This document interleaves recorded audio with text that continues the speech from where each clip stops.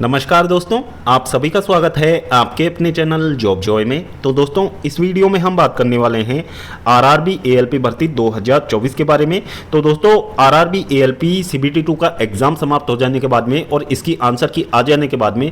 इसका जो रिजल्ट है वो रेलवे कब तक जारी कर सकता है, साथ ही आपको जो साइको टेस्ट है वो कब से शुरू होने की संभावना है और आपका फाइनल रिजल्ट कब तक आ सकता है और फाइनल ज्वाइनिंग आपको कब तक दी जा सकती है और category wise expected cut off आपका कितना हो सकता है सीबीएटी टेस्ट के लिए और आपका फाइनल एक्सपेक्टेड कट ऑफ कितना हो सकता है। तो पूरी जानकारी आपको इस सिंगल वीडियो के माध्यम से मिलने वाली है। तो पूरी जानकारी के लिए वीडियो को अंत तक जरूर देखें और अगर इससे पहले आप हमारे चैनल पर पहली बार विजिट कर रहे हो तो सभी सरकारी भर्तियों की लेटेस्ट और ऑथेंटिक अपडेट्स पाने के लिए चैनल को जरूर सब्सक्राइब करें, साथ ही बेल आइकन को भी प्रेस कर लें जिससे कि आने वाली वीडियोस की नोटिफिकेशन आपको समय पर मिलती रहे।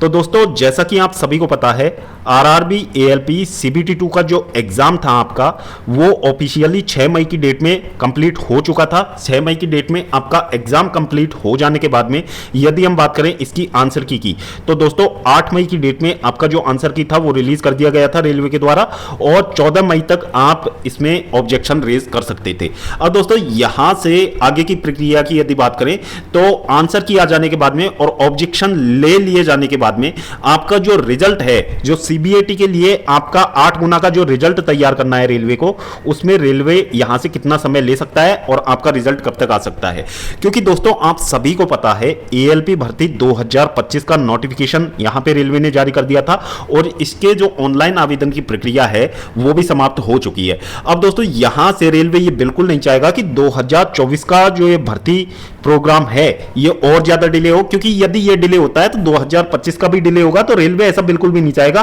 कि उनका जो ये सिलेक्शन प्रोसेस है वो यहां से डिले हो। अब दोस्तों, यहां पे बात कर लेते हैं, यदि रेलवे रैपिड मोड में यहां से काम करता है तो आपका जो रिजल्ट है वो कब तक आने की संभावना है। तो दोस्तों, रिजल्ट के लिए यदि हम टेंटेटिव डेट की बात करें तो दोस्तों आपका जो सीबीएटी के लिए जो रिजल्ट है वो 20 से 30 जून के बीच में आने की पूरी संभावना है। 20 से 30 जून के बीच में आपका जो रिजल्ट है वो 99% जारी कर दिया जाएगा। अब दोस्तों, इसके बाद में बात करें कि सीबीएटी के लिए आपको कितना समय दिया जाएगा और आपका सीबीएटी कब से आयोजित करवाया जा सकता है। तो दोस्तों, पिछली भर्ती की बात करें रेलवे की तो वहां पे सीबीएटी के लिए 25 दिन का समय वहां पे कैंडिडेट्स को मिला था। अब दोस्तों, यहां पे यदि बात की जाए तो आपका जो सीबीएटी के लिए समय दिया जाएगा वो आपको 15 से 20 दिन का समय दिया जाएगा। अब यहां पे बात करें कि सीबीएटी कब से स्टार्ट होने की संभावना है तो दोस्तों सीबीएटी के लिए यदि हम बात करें तो सीबीएटी आपका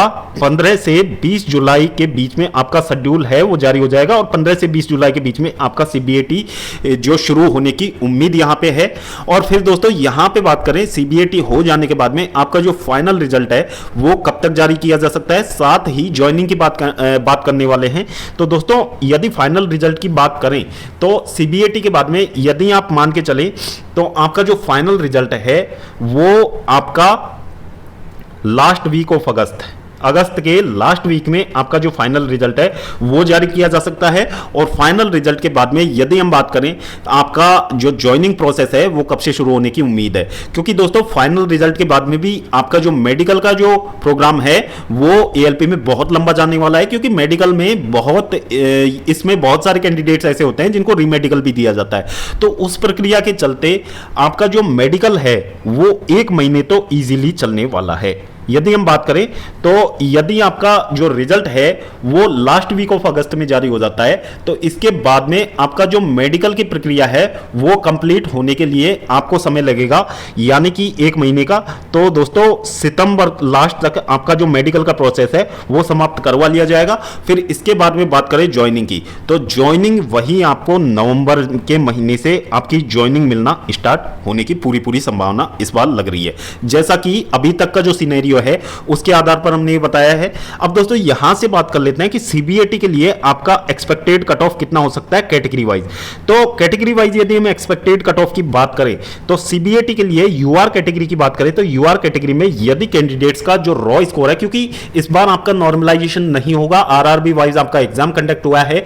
तो दोस्तों, यदि हम बात करें सीबीएटी के लिए एक्सपेक्टेड कट ऑफ की तो यूआर कैटेगरी के लिए 55 नंबर। फिर इसके बाद में ओबीसी के लिए बात करें तो ओबीसी के लिए 52 नंबर। फिर इसके बाद में ईडब्ल्यूएस की बात करें तो ईडब्ल्यूएस के लिए यहां से यदि एक्सपेक्टेड कट ऑफ की बात करें तो 48 नंबर आपका एक्सपेक्टेड कट ऑफ हो सकता है। भले ही आप किसी भी जोन से